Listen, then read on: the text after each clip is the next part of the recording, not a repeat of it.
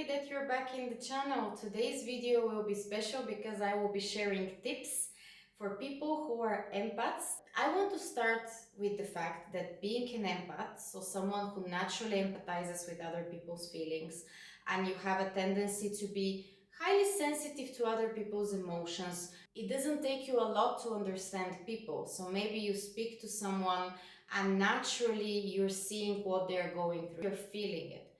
So if someone shares a story with you, perhaps you're feeling the emotion that comes with the story. You find it easy to give advice to people. Maybe you're a great listener. Somewhere in your life you were told, oh wow, you're amazing at giving advice. You're very good at reading people. You're very good at understanding people. It's not a weakness. There is this big misconception, or perhaps the people who are empathetic will know exactly what I mean, that being empathetic is sort of like a weakness or a negative thing. I think it's not, because I think it carries a great level of emotional intelligence. We live in such a dynamic world where everyone is in a hurry. People don't have much time to empathize with each other because we're back to back, with our tasks, with our to-do lists.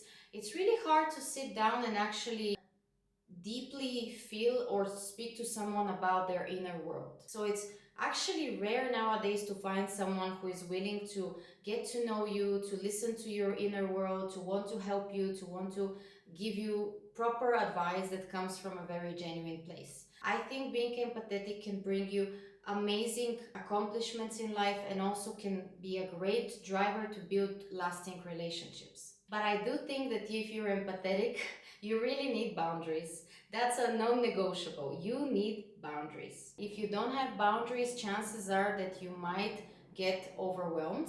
Your energy can regularly get drained, and then you can end up feeling resentful towards the people that perhaps don't have boundaries and are overstepping their mark. What do I mean by overstepping their mark? They don't know when to stop. Okay, so those people that they want to share every story with you, every experience with you. That's a wonderful thing. But if you're an empath, the way that you're living the story and reliving it and feeling the emotion, I believe, is at a much deeper level. And boundaries are what's going to allow you to be close to people and at the same time keep the love for yourself and keep the energy to yourself, be able to not get overloaded, overwhelmed, to not burn out, and to be able to maintain healthy relationships. My number one tip for people who are highly sensitive, again, if you're an empath, you know what I mean. You speak to people, and the minute when you leave the conversation, they've shared a story with you that is dramatic or a little bit more emotionally charged, and you feel the energy, right? You go home, you're still living through the experience, you feel it in your body. Chances are that the symptoms are feeling, maybe, you could be getting a headache, or like your entire mood can be down. So that's why the first tip I want to share with you is be ready to have a limit of how many stories per day you can listen to. If you have friends that are very close to you, your family, your loved ones, of course you want to listen to everyone's story, right? You want to be there for them, especially if you're an empath, you want to be a part of everyone's world, right? Or especially if someone needs saving and someone is in a crisis and doesn't know what to do. A key quality is being able to determine how much of your time you can give to someone else, so that you can also give some time to yourself and you can also give some time to your job. We all have the same 24 hours per day, right? Of course you can try to listen to people or be there for them, like try to be a good friend. The problem with some empaths is that they would go around with all of their friends and they would listen to every single story that their friend went through today. Someone had a very difficult conversation because they were pulled over by the police, experienced a dramatic experience in their workplace, someone else, couldn't make it to their date. You cannot be everywhere at the same time. And if you're someone who is highly sensitive and feeling other people's emotions, chances are that after the second or the third story, you're already feeling down and drained. Again, this may not be true for other people who are not as empathetic, right? They may be able to put a defense. They have a mechanism through which they don't internalize other people's emotions from their stories and from their lives. But if you're not sure how to put that defense, right? Because it's very easy to say, just don't internalize with other people's stories, okay? But if you're attuned to others' emotions and naturally you're very sensitive to energies, just like I am, it's really easy to just say, yes, put up a boundary, okay? But like, you have loved ones, you have people you want to hear from. So my advice to you would be, sure, show up for people, but maybe put up a limit of how much per day you're willing to listen to someone. Like, of course, you can give 20-30 minutes to someone.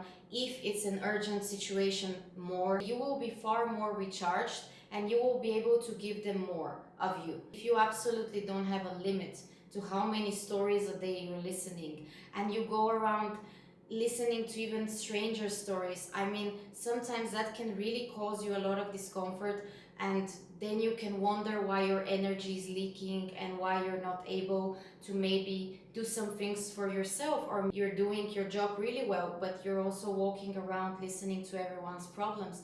Again, it's not a bad thing if you can handle it sustainably, right? But if you know yourself and you know that at some point this is making you resentful towards the people that are oversharing, maybe it's not the people, maybe it's time to, consider limiting the number of stories and problematic stories that you're listening per day.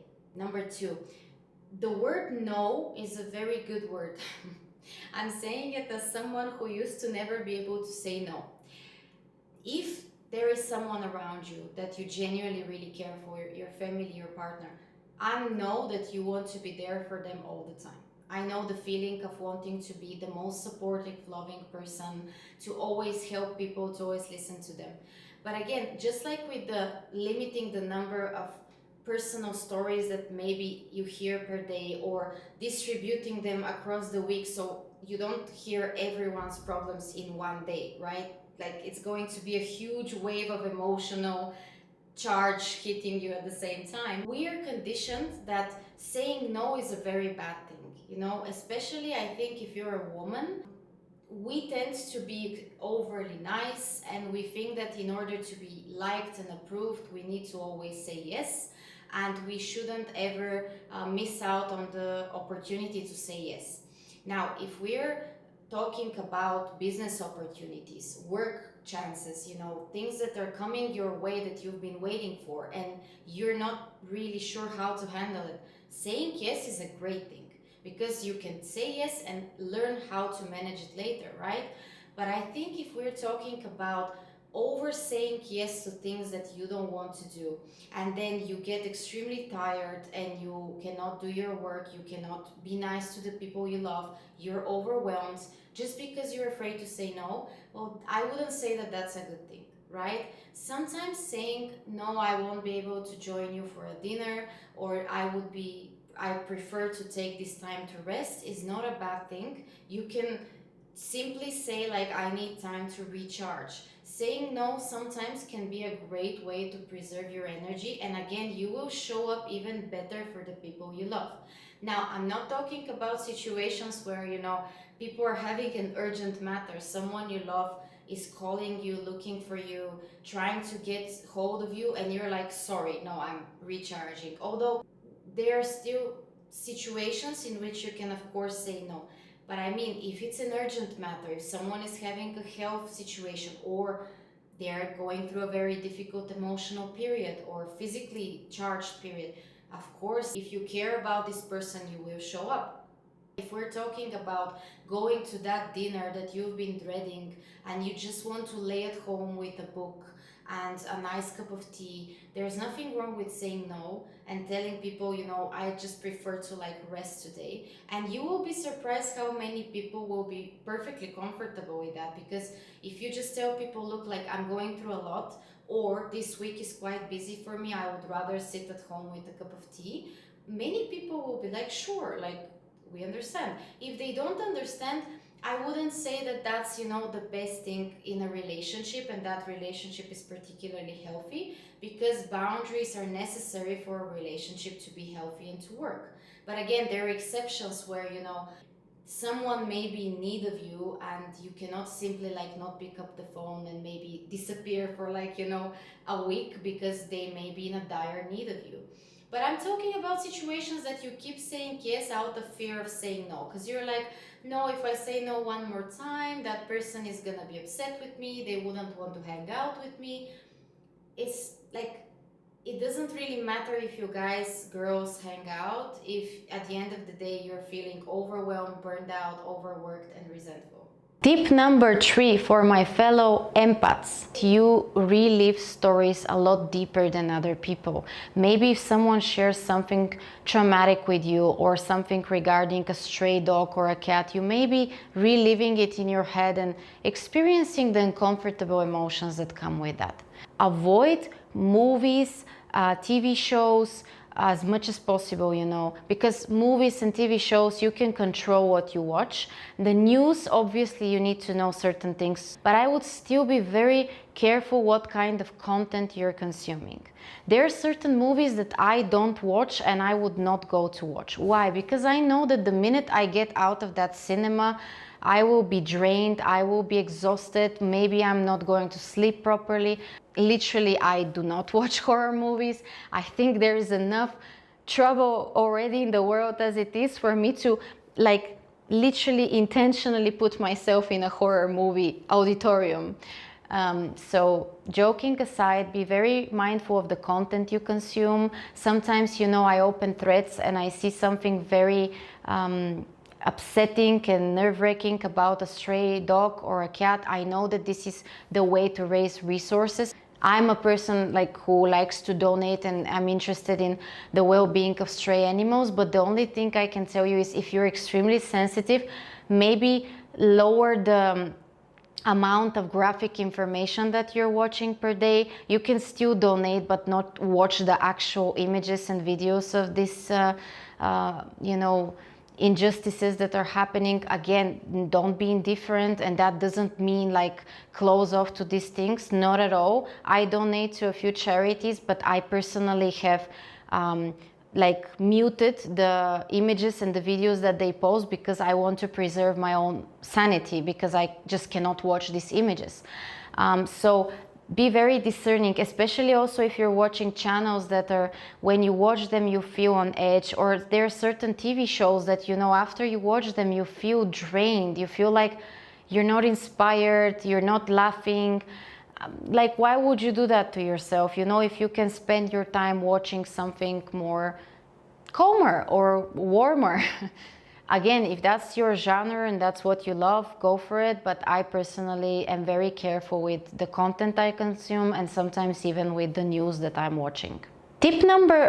That's 3. Okay. Tip number 4 is connected to my previous tip. Just like being avoidant of certain, you know, heavy information online or content that makes you uneasy, you can really quickly, as an empath and highly sensitive individual, change your mood by playing something that's hilarious or, you know, extremely chill, because that can actually put you in a far better mood.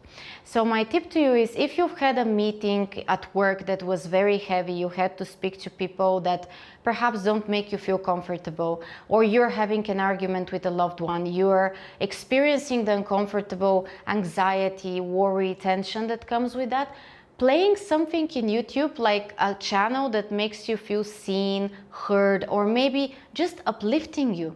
You know, you can play those imageries that come with music, with songs. You can mentally imagine that you're in Capri in Italy, or, you know, in Portofino, and you're experiencing the best possible day, you're drinking tea. You can open Pinterest and create a board of, you know, the Portofino lemon tree, or like, you know, how you're there on a vacation.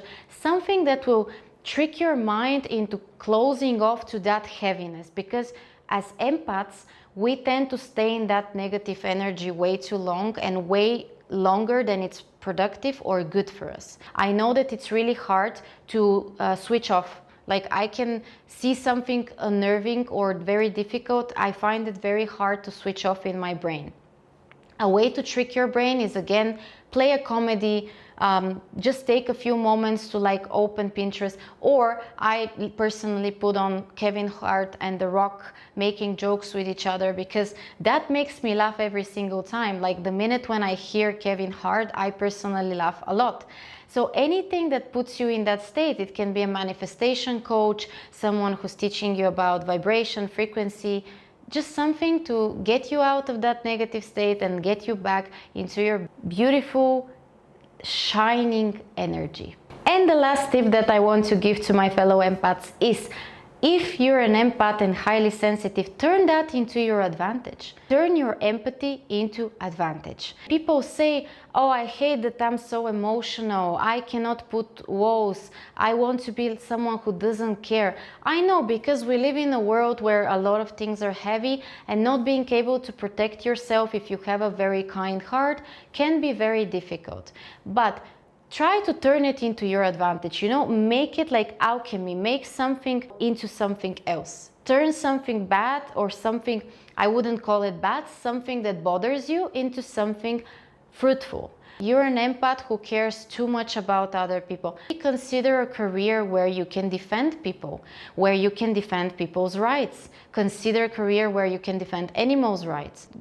Go and volunteer and help children, or like, for example, people in countries that are not living in good conditions. Try to use that quality of yours to do something better, and it will put you in a far better mood and give you a better sense of purpose. The other thing you can do is, again, transmute that energy into something productive. Sometimes when I'm very mad at something that happened, like at an injustice, I try to transmute that energy into a productive venture. I try to create a YouTube video. I would write something like a journal to myself. I have the idea to write a book.